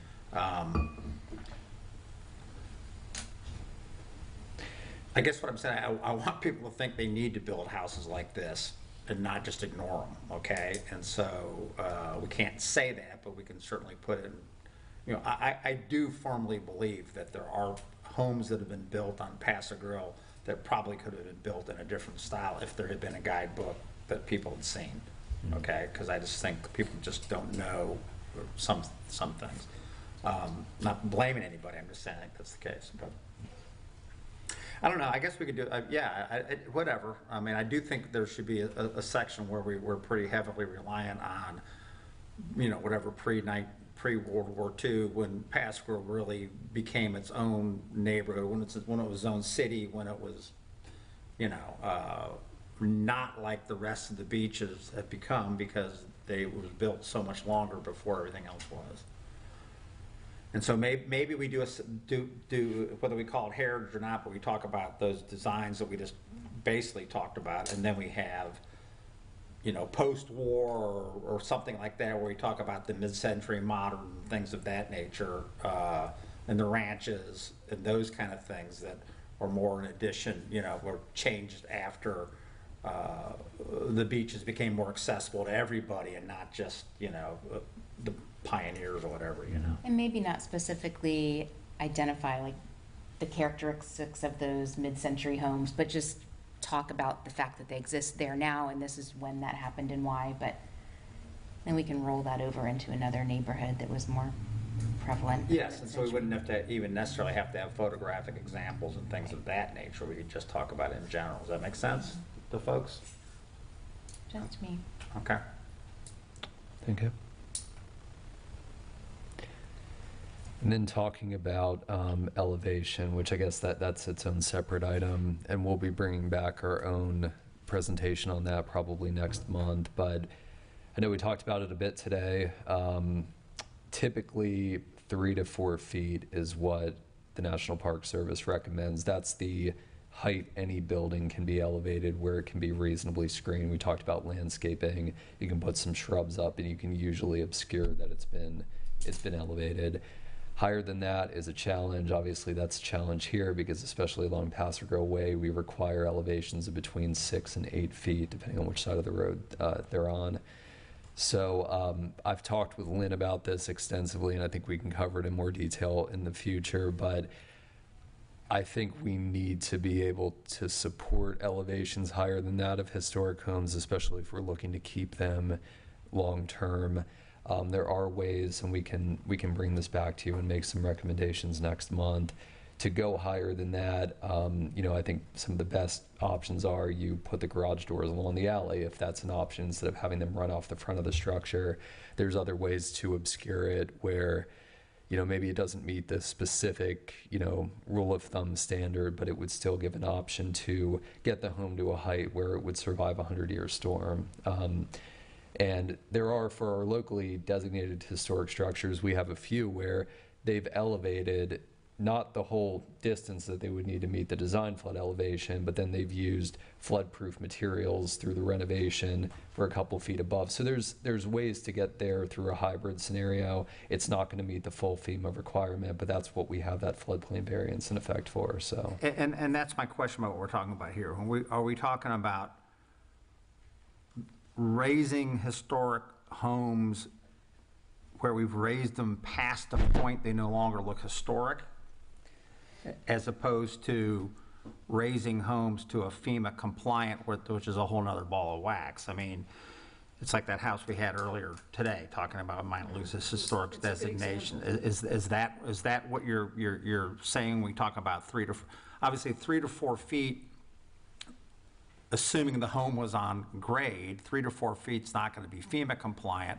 It probably would have got you out of Helene. You wouldn't have flooded in that storm. Mm-hmm. But are you worried that if someone elevates a historic house 4 feet high, then we would say, well, that's not historic anymore? Is that what you're talking about? No, I think 3 to 4 feet high is usually appropriate for all but the smallest structures. That's the guidance that the National Park Service gives. But if we said 6 feet, for example. Right. We said it's 6 feet, are we saying now no longer you might have a historic issue? You follow what I'm saying? As a rule of thumb, that's the guidance they give. But going back to the question you just asked, we have the only homes, obviously, in our jurisdiction that are eligible to not be elevated above the floodplain when they're substantially damaged or substantially improved, or those on the historic registry. So those are the ones where we would be discussing the options for partial elevation or partial elevation with flood proofing. But I guess my question is why if someone's got a historic home, why do we care how much they want to elevate it? I mean, I do from the standpoint, if they elevate it 10 feet, then it looks like a different structure, but they're also now FEMA compliant and don't even need to be historic anymore. Well, there's the practical implication of that, but from more of a, community retention of historic housing, if everybody were to elevate 10 feet across the board, for example, that could affect the district. It would certainly affect any individual listing. From a FEMA standpoint, that would make them compliant, but I think from a historic integrity standpoint, those are the considerations we need to. Right, I agree with you 100%, but what I'm trying to get at is the nuance of this. Is there are we suggesting there should be some prohibition on a historic home that you can only raise it 3 feet or 4 feet or something like that? No, definitely not. I think we want to talk through, and I think we'll cover through our presentation next month, options for going higher than that. In what are other cases, we've had quite a few elevations of locally designated homes where they've done it in an appropriate way that's preserved their integrity, and we can, going above the rule of thumb, but maybe not going.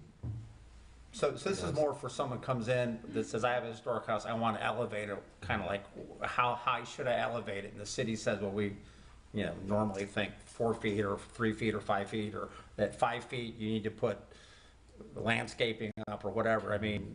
Well, how do we bridge if I had the choice between going up 4 feet or going up 12 feet, I might choose 12 feet, just So you have usable because storage space under there, parking space. Right, but you can do that anyway. You just don't, you But become how do we FEMA give- compliant. How do we give people some design guidelines of how to bridge the elevated structure with the new structure down below, so there's cohesiveness? It's not just a house sitting on top of a wall. No, I get that. I get. Okay, here's what I'm saying. There's every historic home down there, as far as I'm concerned, if they wanted to elevate themselves 3 or 4 feet, it wouldn't change the look of the historic home. Okay, and some of those houses were built. A lot of the ones built 100 years ago were built that high off the ground, and they didn't flood. Okay, and so why do we even need to be involved in that discussion?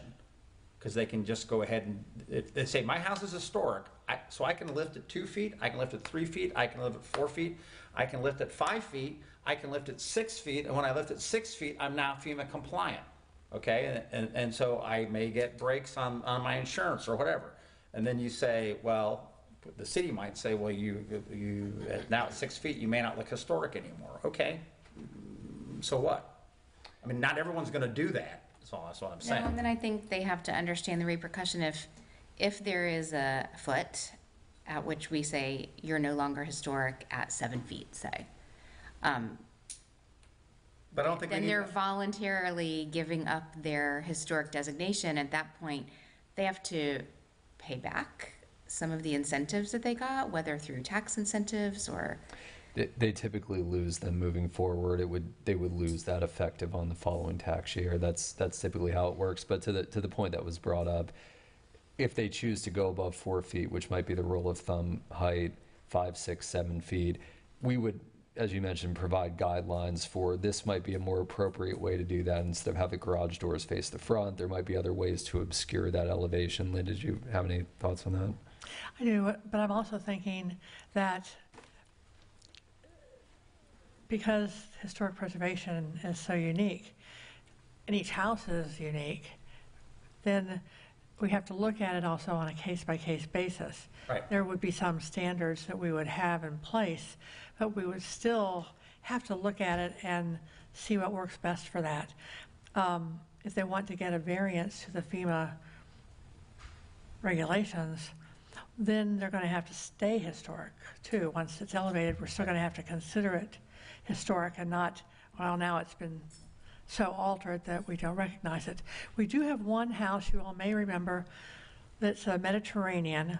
It's on Paso Grill, and it's about somewhere in the 2000 block. You remember that one? It had been pink. It had the interesting stucco. Oh, right. That one was came to the board in about 2005 and 2006 again. Is it on the north side of the street, like It was a a pink- duplex kind of thing? It was a pink house with, and it had one kind of stucco on it. And they were actually building on top of that. And the board allowed that. And, but what they did was they put a whole garage underneath. And then the rest of the house went up. 14th and 15th on the water? Hmm? Was it on the water? And Yes. they It was changed on the water stucco side. pattern? It was on the water side. 14th and 15th on the water. Yeah. That's the way. Oh, the Spanish one that's just two down from Feinberg's? She had said that if they caught it because they changed the stucco or they did stucco differently than what they said they were going to do, or But, so that house, for example, I don't know what animal it is. Is that considered still a historic house, even though Oh, yeah, it's FEMA well- compliant? And that's okay, because they did a great job to make it look, and that's why I'm saying, isn't this all just a case-by-case thing? Do we, where someone comes in and, I mean, if you want to if you have a historic house and you want to raise it, do they have to come here to get the certificate of appropriateness, raise their house? Right, exactly. So when they do that, if they say, yeah, we want to keep it historic, we want to raise it 6 feet and it'll look like a thumb sticking up, and you say, well, we don't want to grant you a certificate of appropriateness because you've gone up too high. So either, bring it down or make it different. You're still out of the flood level, or make it just say, screw you to being historic. I'm going to go make it high enough to be FEMA compliant. So I don't care what you all say. You know what I mean? So I think people that want to keep a historic house, if they're worried about flooding, they're just going to raise it a few feet and not really worry about putting it 12 feet up. And if they do, some do a great job, like the house you're talking about. There's one on 5th in the middle of the block that they did a great job. It's a 3-story now, but it looks great. And I would still, and I'm not speaking for the board, I would still consider that an historic house, even though it's FEMA compliant. So I think it's all a case-by-case thing, considering they have to come through us, essentially. So I guess I'm not really concerned or worried about trying to come up with a specific height where something changes. At 5 feet, you're no longer historic, or 4 feet you are. I think it just depends on their design. But it's like, how do we discourage them from not tearing down the house Well, and building new? Because the regulations are so, it's education. 6 feet or 12 feet. Right, well, it's education that people, like I know some people that have, for lack of a better word, mid-century modern, where they just built on slab, they didn't even elevate them at all, and all those houses got flooded. And a guy got historically designated, he's fixed his house up, and he wants to raise it eventually, when, of course, you get in line to get your house raised after the storm, okay? So he wants to raise it, but he may only raise it 2 feet or 3 feet. It'd still, I think it'd have to go through us, but it would still look great, and he, he would just hopefully get out of the next 100-year storm, that doesn't put more than 3 feet of water on the island. So I think it's just a matter of people having the information and know they can do it, and that's part of the process of why we ask these folks, before they demolish your house, have you thought about having it historically designated? Or what I was trying to bring up earlier, some of these homes are considered 100% damage for all interior issues, which, as you know, historically we don't care what the interior of a house looks like. They can do whatever they want. They can make it as modern as they want. It's the exterior and the shell of the house that makes it historic. Well, some of these people, in my opinion, instead of tearing the house down, somebody else who has a house that's structurally destroyed that wants to have a historic house should just move that house to their house or their location. You know what I mean? So They do, but don't they get still affected by the 50% rule? Not- Moving unless they get the historic designation. yeah, of course, they'd have to be. They have to be historic. You would take a structurally damaged historic house, demolish it, of course, and then you could replace it with a not structurally damaged historic house that somebody wants demolished because they've got 100% damage, but it's all interior. And if they in their heart they want to have a historic house, they could do that, and it would save them a lot of money because you wouldn't have to have a brand new structure. You just have to pay to basically move and set it up, and all that stuff would have to come through us, or be aware of it. But I think that's an angle that people aren't really thinking about, because we haven't had a storm like this where suddenly 25% of the homes on Pastor Girl got damage to them. Because as we talked about earlier, we're going to start seeing a flip from having 4 historic designations and 1 demolition. We're going to have one historic and 4 demolitions. And so the face is going to change significantly. So that's why I think this guideline book is important. But I think it's also important that these people that want to demolish their house, like Roger, the house he had on Pastor Girl, like someone drove a freight train through it, so it was structurally damaged. But that other house isn't. And I'm not saying he needs to do that, but people could start considering to do that, and it would, so every time we have one of these demolitions, I think it's important us to find out whether or not.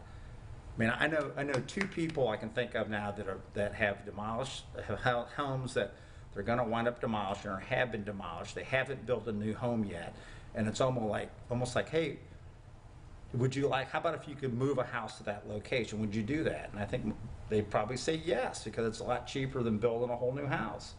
And you preserve a historic house, and they want to do that kind of thing. I just don't think we've got out there to tell people that stuff, because it really hasn't come up until this big storm. So anyway, So I guess we'll move this on discussion to next month, even though we probably just had it, right? Anything else we want to talk about the elevating? I know we're going to talk about some next month too.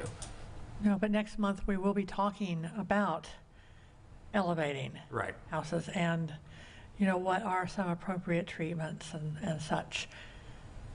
Well, that's good. I think that's good for our education, and I think the people out there that, we're starting to see people who hadn't done anything for 8 or 9 months just probably waiting to see, catch their breath after the storm, and then they're like saying, well, now I want to demolish my house. And I just think that there's other options for some of these folks that they don't have to do that. But anyway. So do we have any updates whatsoever? And if not, maybe for next month on the Mary Pierre Shuffleboard. I know kind of where we are there on Mary Pierre. I think we're putting out bids or we're getting ready to do that. Do you know if that's the case? I believe so. I think we're also in talks about the community funding aspect of it, but I don't have anything concrete to share. All right. So I've been kind of out of town, so last time I had talked to Camden, he had said because it's city owned, they have to put out, for bid to repair it. But I know with the new appraisal, we're the belief that we don't have to demolish the Mary Pierre. It's under 50% now, so we ought to be able to fix that up ultimately.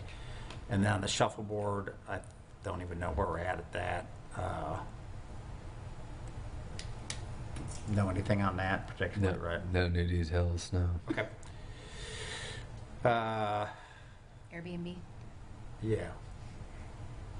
I mentioned that already earlier too. The Airbnb was just that if we can get a status for next month, just to kind of get an idea where we're at. I mean, I don't know, there's probably stats that have been collated over time about who's been in violation and how many cases we've done, and, you know, I've heard some talk, you know, on the street that there's starting to be a bit of a problem with some of these places again, but I don't know if that's true, so I'm just trying to, you know, get a feel for whether that's an issue that, I mean, obviously in the last few months, Pass Girl was in such bad shape, no one probably hardly wants to come down there, but now that we have a new spring and summer, you know, we're getting more folks. I